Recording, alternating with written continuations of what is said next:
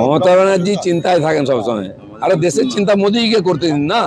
আপনি পশ্চিমবাংলার চিন্তা করুন। 15 বছরে পশ্চিমবাংলায় কিছু করতে পারলেন না, জল দিতে পারলেন না, আপনি গ্যাস আর তেল নিয়ে ভাবছেন কেন? ও তো মোদিজি দেখছেন, চিন্তা করবেন না। আমি বাংলার লোককে বলছি, মমতা ব্যানার্জির কথায় ভয় পাবেন না, ঘাবড়াবেন না। যারা মমতা ব্যানার্জির কথায় এসআইআর ফর্ম ফিল আপ করেননি তাদের নাম আসেনি, দৌড়াতে হচ্ছে, এখন ভোট দিতে পারবে না। মোদি হয়তো মুমকিন হয়, সব সম্ভব। সারা দুনিয়াতে এত বড় সংকট হয়েছে, করোনার সময়ও সংকট এসেছিল, তো সারা দেশের মানুষকে মানে নিশ্চিন্ত রাখা, কষ্ট যাতে না হয়। সারা দুনিয়াতে আগুন জ্বলছে, ভারতবর্ষে কিছু হয়েছে? সব ঠিক আছে। টিএমসি কিছু লোককে ভয় দেখিয়ে কোথায় গ্যাসের লাইনে দাঁড় করাচ্ছে, কোথায় পেট্রোল পাম্পে পাঠাচ্ছে। খড়গপুরে নাকি বিরাট গন্ডগোল, কই আপনারা কেউ ঝামেলায় পড়েছেন? একটা ডিলারে কিছু গন্ডগোল হয়েছে, দেখা উচিত তাকে, বাকি সবার বাড়িতে গ্যাস যাচ্ছে।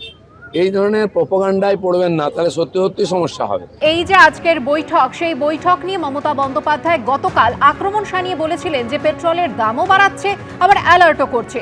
আজ পাল্টা জবাব দিয়েছেন দিলীপ ঘোষ।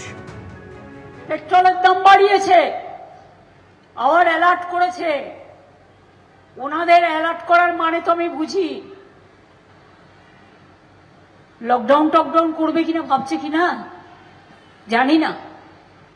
করলে করবেন, লকডাউন করে মানুষকে ঘরবন্দি করে রাখবেন, মানুষকে ঘরবন্দি করবেন, মানুষকে নোটবন্দি করবেন, মানুষকে ভোটবন্দি করবেন, মানুষের নাম কেটে দেবেন।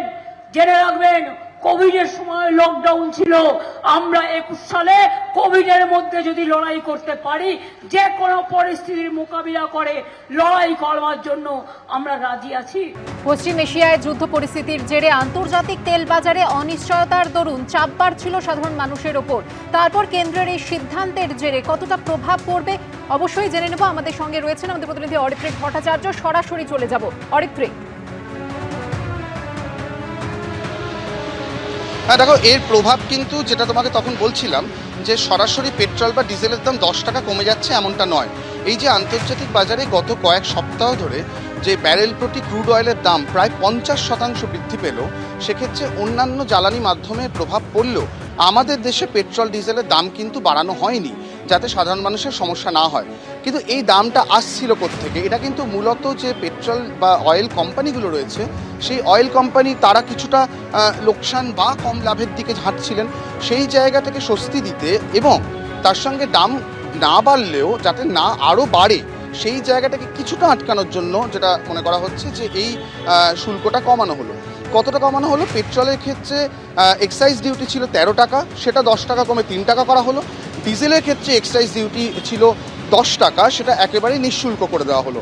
তার ফলে এই শুল্কটা যদি না কমানো হতো, তাহলে আরও কিছুটা পেট্রোল ডিজেলের দাম বাড়ার এক্ষুনি সম্ভাবনা থাকতো। সেটাকে আপাতত কেন্দ্র একটা লাগাম পড়ানোর চেষ্টা করলো।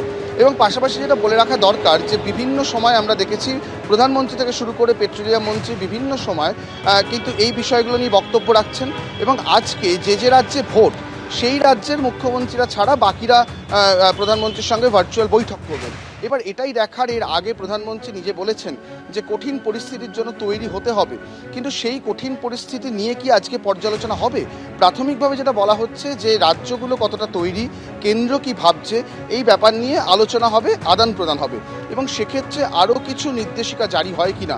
আমরা ইতিমধ্যেই জানি এলপিজি সিলিন্ডার ব্যবহারের ক্ষেত্রে শহুরে জায়গায় 25 দিন, গ্রামীণ জায়গায় 45 দিনের একটি ক্যাপিং রয়েছে।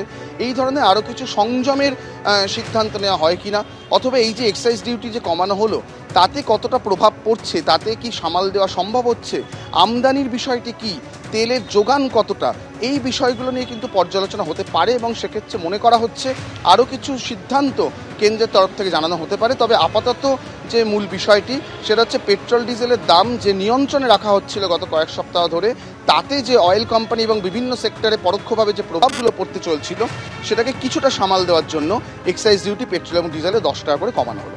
এবিপি আনন্দ, এগিয়ে থাকে, এগিয়ে রাখে।